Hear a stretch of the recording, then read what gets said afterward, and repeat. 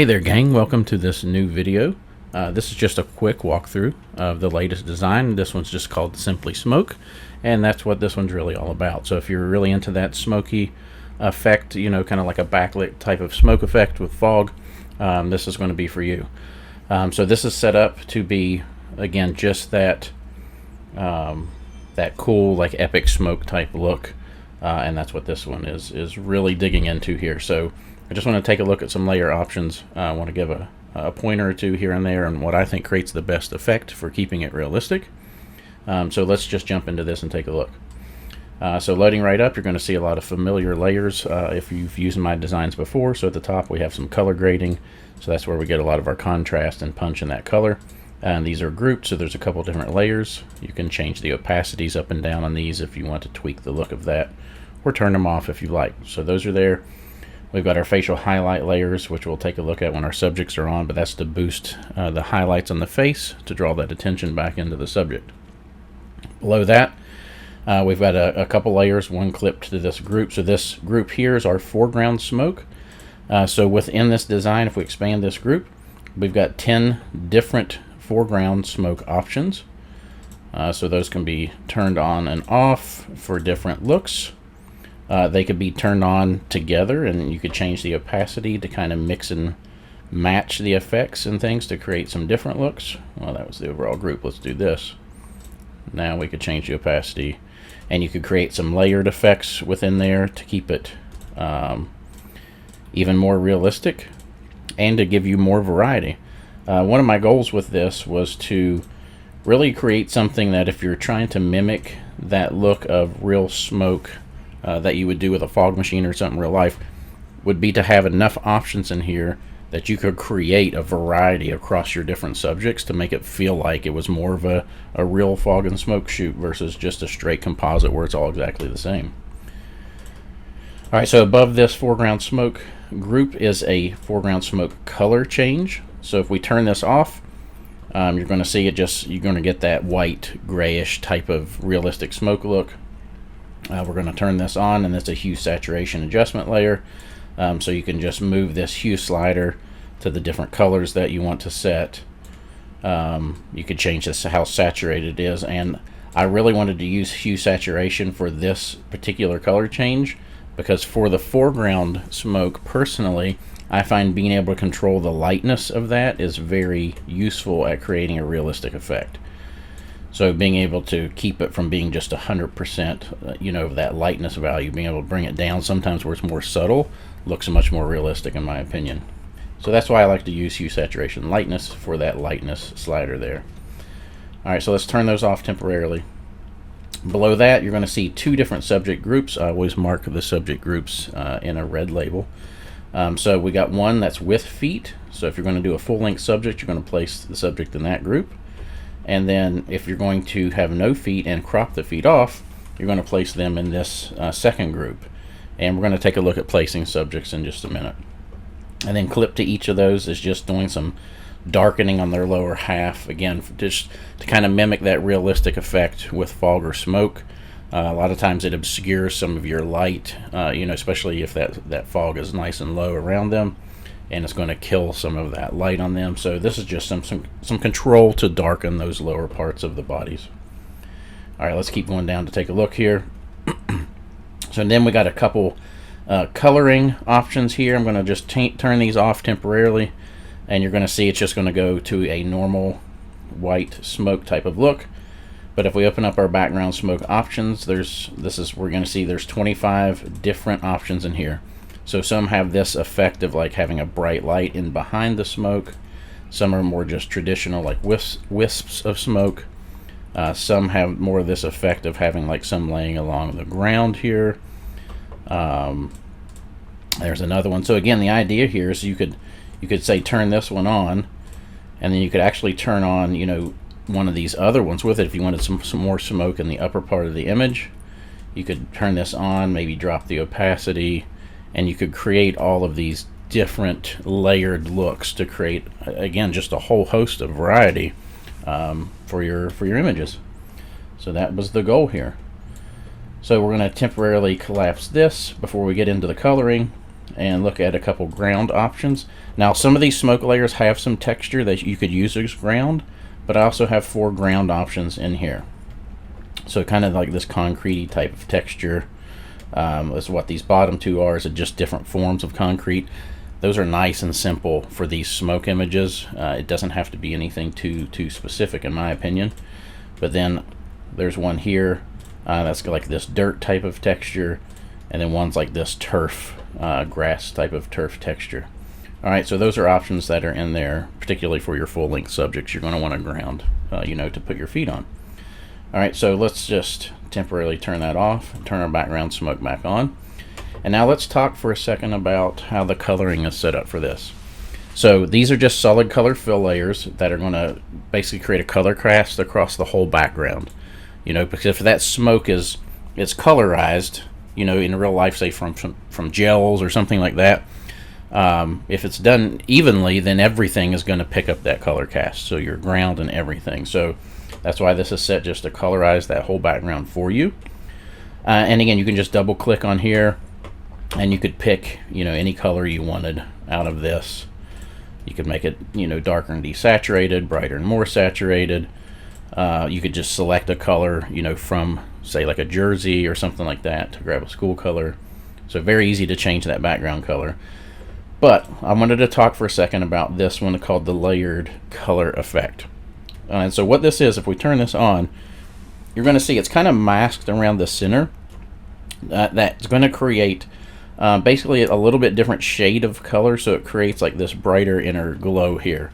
So the idea here is if you look at a lot of your realistic smoke images, if you have some lights and stuff in the background, there's going to be kind of this hot spot in the middle where that light actually picks up a different hue than the rest of the smoke as that light falls off and kind of changes. And so if we look at, say, a background smoke option that has one of these like brighter highlights in it, like say like this one, that's where you're really going to start to pick up that effect. So if we turn this off, you see everything's just kind of like this solid orange with this bright center, but by turning this on, it kind of builds this illusion of like you're getting that variation in hue from a bright light coming behind there. And so when you drop a subject in front of there, it looks really, really cool. And so my recommendation is when you're changing these colors is to go with whichever would be your lighter tone for the background color. So let's say we were changing this, maybe we wanted like this overall blue type of smoke look. So I would do the layered color effect as whatever your main blue would be. Let's brighten this up a little bit. Now it's not going to pick up a total blue because we have that orange on. Okay, so you could always turn this off and set that color if you wanted. But basically I'm just picking, say, like a blue. And if I wanted to maybe make this feel more, again, like that varied hue to make it a little bit more realistic, I might go with my background color as a lighter, almost like a blue-greenish type of tone. Let's try this.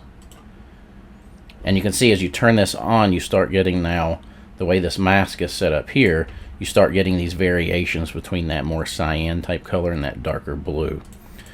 So again, I think that overall creates a more realistic effect. The one thing about this layered color effect too is by going with a brighter tone, you can put more volume into those smoke colors in the background there.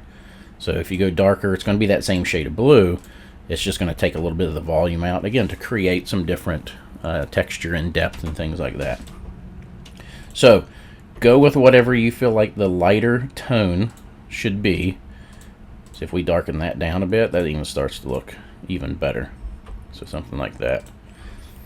So again, yeah, I know this is a darker color than this one, but tonality wise, that would be a little bit of a brighter color if you added a light to it. So that's kind of the idea I'm talking about here with this layered effect. Now you could always turn this layered effect off and just use a straight, background color of whatever you want it to be. That's perfectly acceptable too. This is just, again, my whole thought process behind this was, let's have something that feels a little bit more realistic versus just a straight up you know, fake smoke look. Let's create something that could create a little bit more of a realistic look to it. So that's why I added this effect in here. All right, so let's back out of a couple of these changes here, reset my colors. There we go. All right, so let's turn a subject or two on here, and let's see what we can do. So I'm just going to turn everything off for the effects for now. So let's just start with one, say with no feet. So let's turn our subject on here. So for me, the first thing I like to do is find the background smoke that I like. I mean, right off the bat, that already looks really cool, especially because their school color is orange, so you kind of get that transition there between that yellowish, orangish tone. It looks really cool. But it would just be a matter of coming in and picking, you know, do you want, you know, a little bit less smoke? Do you want something that feels like it's based around the floor? Now you're going to see with the subject where the feet are cut off, it's got some masking on here to create some fading at the legs. Like if we temporarily turn this off, you can see that's what the legs would look like in general, which that could be the look that you're going for. You know, we could come play with this bottom darkening by dropping the opacity, something like that, and you could create this look where there's no foreground smoke or anything. You could just hold shift and click the mask, just go ahead and temporarily remove that, and you can make it feel like the smoke is just layered in behind the subject. Again, perfectly acceptable and looks realistic. I find if you want to turn some foreground smoke on, so let's find one that we like here, like say something like that, looks kind of cool. Sometimes if you leave this masking on, depending on what your background is, like if we're using one that has less ground in behind it, then by having this fade turned on the subject here, it's the difference of making feel like that smoke is a little bit thicker and they're more surrounded by it, versus turning it off and you can kind of just see it a little bit of wispy smoke in front of them. So there's really there's no right or wrong way to do this. It's personal preference on what you like. I just wanted to have the option built in so that it's very easy to switch between those kind of two looks. Right, so if I'm using a background option that has more of like a lower ground type of fog, then I think it looks much cooler to leave this mask off and then just to play with, you know, the opacity of this darkening to give that more silhouetted type of look to the lower half. And I think that looks, you know, that looks really, really cool. So that's an option there with, you know, using a subject with no feet, how you could move back and forth between, you know, using the mask on here to fade the feet or not, really depending on which kind of texture and volume of smoke and foreground smoke you're going with. Again, you could turn a couple different ones on and create a lot more. Again, just have fun with this. I found the more I've been playing with this, the more I'm just really having fun creating all these different varieties of looks. All right, so let's come back up here and let's turn on one. Let's turn this subject group off. And then I've got one in here. So here we have a full-length subject, and we're going to have some shadowing underneath here that, again, you're going to need to shadow to ground your subject into the scene. So if you wanted to do a full length, let's turn this on. And I think this is definitely where you want to either turn a ground option on, you know, which that immediately already works right there. So here you can see there's our shadowing under our I just hand painted some shadows under the feet there, real simple like, just so it feels like they're grounded, and then it automatically starts to work. Again, you could turn your foreground smoke on or off depending on, you know, how bright or how dark. Like I think it looks really cool with that foreground smoke off. There's also some darkening happening on the subject here, which you could turn up if you wanted it to be a little bit more kind of silhouetted and dark down there. It's going to make it feel like you had your light more controlled on the upper body, which is totally cool. Or you could turn it off more if you want to see a little bit more. But I do recommend leaving some of that darkening just so they don't feel so so pasted into the scene. So again, play around here is the best advice. We can, again, turn on some foreground smoke, play with some different smoke options. Let's do maybe something a little bit thicker from here, in conjunction with darkening the subject a little bit more on the bottom. There we go. See, so that creates that illusion that that smoke's blocking some light down there, and I think it looks a little more realistic. So I think you're going to have a blast with this one, and I think you're going to see that by combining, you could even turn on multiple foreground smokes if you wanted more. You could play with the opacities of those.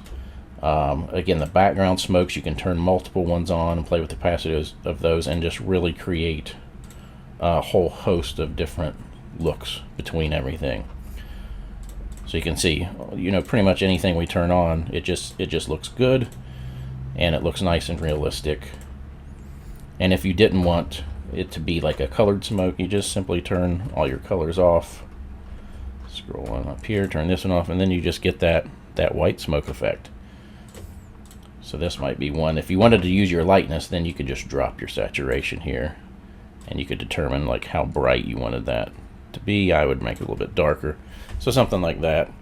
But again, have fun with this. I think there's a lot that can be done with it, and I'm very anxious to see what everybody puts together with this and what you make out of it. So I will see you on the next one, and good luck.